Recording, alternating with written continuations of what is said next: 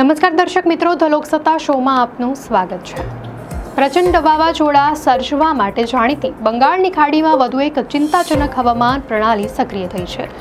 ભારતીય હવામાન વિભાગ અનુસાર મોન્થા નામનું આ વાવાઝોડું હવે વધુ શક્તિશાળી બની રહ્યું છે, જેના પગલે આંધ્રપ્રદેશ અને ઓડિશાના દરિયાકાંઠાના વિસ્તારોમાં ભારે વરસાદની ચેતવણી જારી કરવામાં આવી છે। છેલ્લા 6 કલાકથી આ વાવાઝોડું આશરે 15 કિલોમીટર પ્રતિ કલાકની ઝડપે આગળ વધી રહ્યું છે। તાજેતરની માહિતી અનુસાર તે ચેન્નાઈથી 560 કિલોમીટર, આંધ્રપ્રદેશના કાકીનાડાથી 620 કિલોમીટર, વિશાખાપટ્ટનમથી 650 કિલોમીટર અને ઓડિશાના ગોપાલપુરથી 790 કિલોમીટર દૂર છે, જ્યારે આંદામાન નિકોબાર ટાપુઓના પોર્ટ બ્લેરથી તે 810 કિલોમીટર પશ્ચિમમાં આવેલું છે। હવામાન વિભાગની આગાહી છે કે આગામી 12 કલાકમાં આ વાવાઝોડું વધુ તીવ્ર રૂપ ધારણ કરશે અને 28 ઓક્ટોબરે એક શક્તિશાળી સિવિયર સાયક્લોનમાં ફેરવાઈ જવાની સંભાવના છે। ત્યારબાદ મંગળવારે બપોર સુધીમાં તે મછલીપટ્ટનમ અને કલિંગાપટ્ટનમના દરિયાકાંઠા વચ્ચે ટકરાય તેવી ધારણા છે। આ સમયે તેના પવનની ગતિ 90 થી 100 કિલોમીટર પ્રતિ કલાક સુધી પહોંચી શકે છે।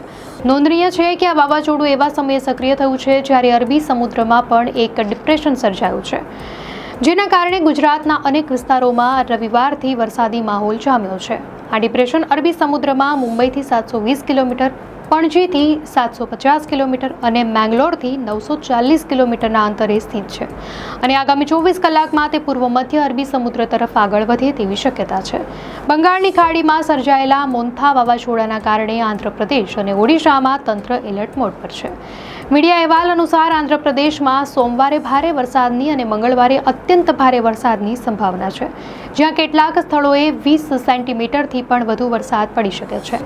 પડોશી રાજ્ય તેલંગાણામાં પણ ભારે વરસાદની ચેતવણી અપાઈ છે, જ્યાં સોમવારે મધ્યમ વરસાદ અને મંગળવાર તેમજ બુધવારે ભારેથી અતિભારે વરસાદની આગાહી કરવામાં આવી છે।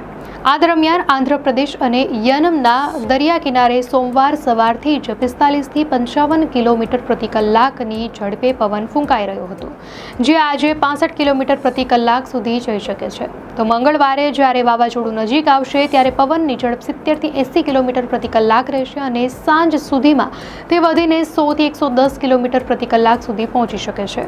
29 ઓક્ટોબરની સવાર સુધી આ સ્થિતિ યથાવત રહેવાની સંભાવના છે। ત્યારબાદ પવનની ગતિ ધીમે ધીમે ઘટશે। હવામાન વિભાગે આંધ્રપ્રદેશ, તેલંગાણા અને ઓડિશા જેવા રાજ્યોને ધ્યાનમાં રાખીને લોકોને કેટલીક મહત્વપૂર્ણ સલાહ પણ આપી છે। વિભાગે લોકોને માછીમારી માટે સમુદ્રમાં ન જવાની, દરિયા કિનારે ઝૂંપડામાં રહેતા લોકોને સલામત સ્થળે ખસી જવાની અને વાવાઝોડા દરમિયાન ઘરમાં જ રહેવાની અપીલ કરી છે। વધુમાં હોડીમાં મુસાફરી કરવાથી દૂર રહેવા, ઝાડ કે વીજળીના થાંભલાની નજીક ન ઊભા રહેવા, વીજળીના ઉપકરણોના પ્લગ કાઢી નાખવા અને પાણી ભરાયેલા સ્થળોથી દૂર રહેવાની સૂચનાઓ આપવામાં આવી છે। લોકોને રોડ કે હવાઈ મુસાફરી પણ મર્યાદિત કરવાની અને હવામાનની આગાહી પર સતત નજર રાખીને જરૂર પડ્યે સ્થળાંતર માટે તૈયાર રહેવાની સલાહ આપવામાં આવી છે।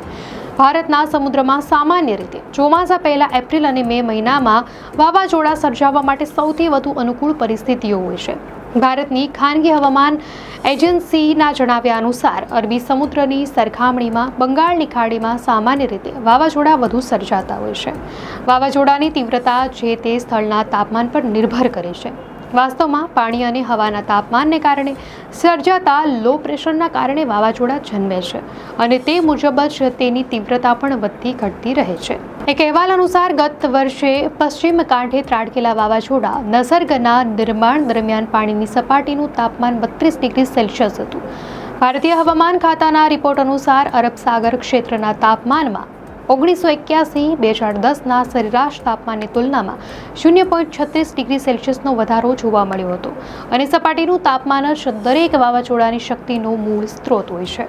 દર્શક મિત્રો, આ માહિતી આપને કેવી લાગી? આપની પ્રતિક્રિયા અમને કોમેન્ટમાં ચોક્કસથી જણાવશો અને જો આપને આ વિડીયો સારો લાગ્યો હોય તો વિડીયોને લાઇક કરો અને ચેનલને સબસ્ક્રાઇબ કરો।